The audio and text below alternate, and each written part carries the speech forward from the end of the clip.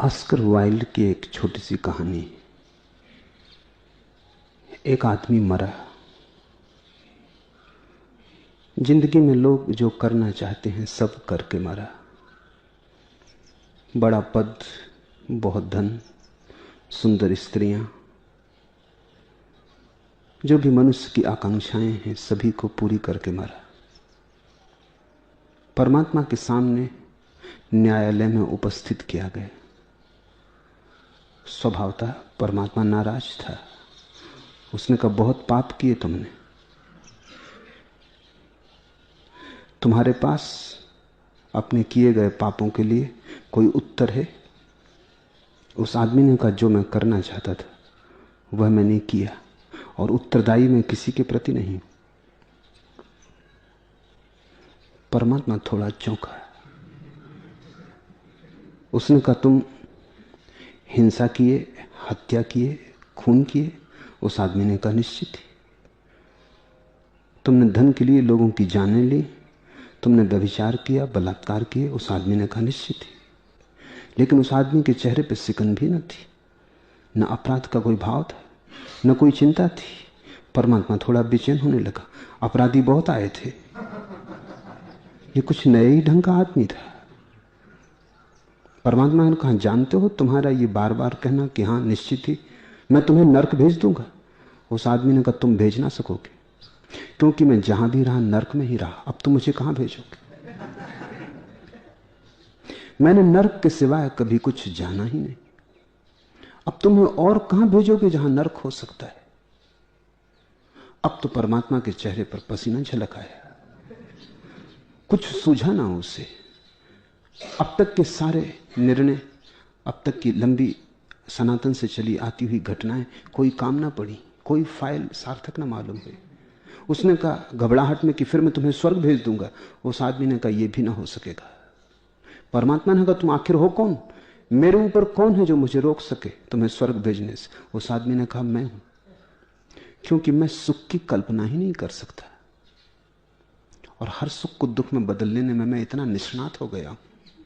तुम मुझे स्वर्ग ना भेज सकोगे, तुम भेजोगे मैं नरक बना लूंगा। मैंने सुख का स्वप्न भी नहीं देखा, सुख की कल्पना भी नहीं कर सकता हूं, तुम मुझे स्वर्ग कैसे भेजोगे? और कहते हैं मामला वहीं अटका है। परमात्मा सोच रहा है उस आदमी को कहां भेजे। नरक भेज नहीं सकता क्योंकि नरक में वो रहा ही है। स्वर्ग भेज नहीं सकता क्योंकि स्वर्ग भेजने का उपाय नहीं।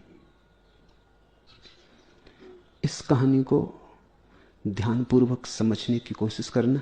ये किसी और आदमी की कहानी नहीं, सभी आदमियों की कहानी। तुम वहीं भेजे जा सकते हो जहां तुम जाना चाहते हो। और अगर सुख की तुम्हारे जीवन में स्वप्न की भी क्षमता खो गई है तो तुम्हें कोई भी स्वर्ग नहीं दे सकता। स्वर्ग कोई दान नहीं, स्वर्ग किसी के अनुग्रह से ना मिलेगा, अर्जित करना होगा।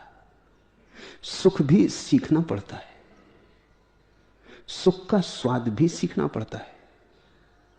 और अगर तुम स्वाद को न जानो तो सुख पड़ा रहेगा तुम्हारी थाली में, तुम उसे चख ना सकोगे, तुम उसे अपना खून मांस मज्जा ना बना सकोगे, वो तुम्हारी रक्त की धार में ना बह सकेगा, वो तुम्हारे जीवन की रसधार ना बनेगी। और दुख भी तुम्हारा जीवन का ढंग है।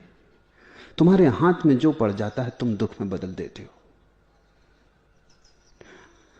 जो देखते हैं दूर और गहरा, उनसे अगर पूछो, जागे हुओं से पूछो, तो वो कहेंगे सुख और दुख होते ही नहीं, तुम ही हो।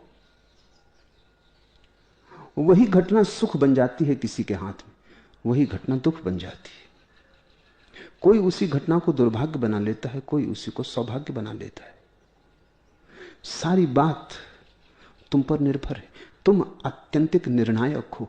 परमात्मा भी तुम्हें स्वर्ग नहीं भेज सकता, नरक नहीं भेज सकता। तुम जहां होना चाहते हो वहीं हो और वहीं रहोगे। तुम्हारी स्वतंत्रता अंतिम है, तुम अपने मालिक हो। बुद्ध का इस बात पर गहनतम जोर है कि तुम अपने मालिक हो, कोई और मालिक नहीं। इसलिए बुद्ध ने परमात्मा की बात ही नहीं की। उन्होंने कहा बात ही क्या उठानी, आदमी आत्यंतिक रूप से जब खुद ही निर्णायक है तो परमात्मा को छोड़ ही दो। परमात्मा को बीच में लाने से भ्रम बढ़ सकता है। भ्रम इस बात का कि चलो मैं गलती करूंगा तो वो क्षमा कर देगा, कि चलो मैं भूल चूक करूंगा तो वो राह पे लगा देगा।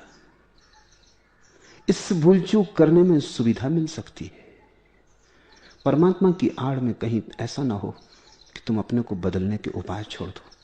तो बुद्ध ने कोई आड़ ही न थी। बुद्ध ने कहा कोई आड़ की जरूरत नहीं, क्योंकि अंततः तो परमात्मा भी तुम्हारे विपरीत कुछ ना कर सकेगा, हो तो भी कुछ ना कर सकेगा। और जब तुम ही करने वाले हो, तुम ही निर्णायक हो, तो ये परमात्मा शब्द कहीं ऐसा ना हो कि तुम्हारी बेईमानियों को, तुम्हारी धोखाधड़ियों को छिपाने का आधार बन जाए। इसे हटा ही दो। इसलिए बुद्ध का सारा जोर तुम पर है, मनुष्य पर है। बुद्ध का धर्म मनुष्य केंद्रित धर्म है, उसमें परमात्मा की कोई भी जगह नहीं। इसका यह अर्थ नहीं है कि बुद्ध के धर्म में परमात्मा का आविर्भाव नहीं होता, होता है, लेकिन मनुष्य से होता है। परमात्मा कहीं दूर आकाश में बैठा हुआ किसी सिंहासन पर नहीं है, मनुष्य के हृदय से ही उठती है वो सुगंध, दूर आकाश को व्याप्त कर लेती है। और धर्मों का परमात्मा अवतरित होता है, हिंदू कहते हैं अवतार। बुद्ध का परमात्मा अवतरित नहीं होता, ऊपर से नीचे नहीं आता, ऊर्ध्वगमित होता है, नीचे से ऊपर जाता है। ज्योति की तरह, वर्षा की तरह नहीं।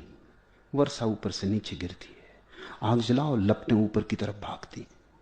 तो बुद्ध कहते हैं जहां चैतन्य की ज्योति जलने लगी वहां परमात्मा प्रकट होने लगता है। तुम जब पूरे जल जाओगे, जब तुम्हारे भीतर सारा कचरा कूड़ा जल जाएगा, तुम खालिस कुंदन हो जाओगे, एक शुद्ध लपट रह जाओगे जीवन चेतना की, बोध की, प्रकाश की। तुम ही परमात्मा हुए।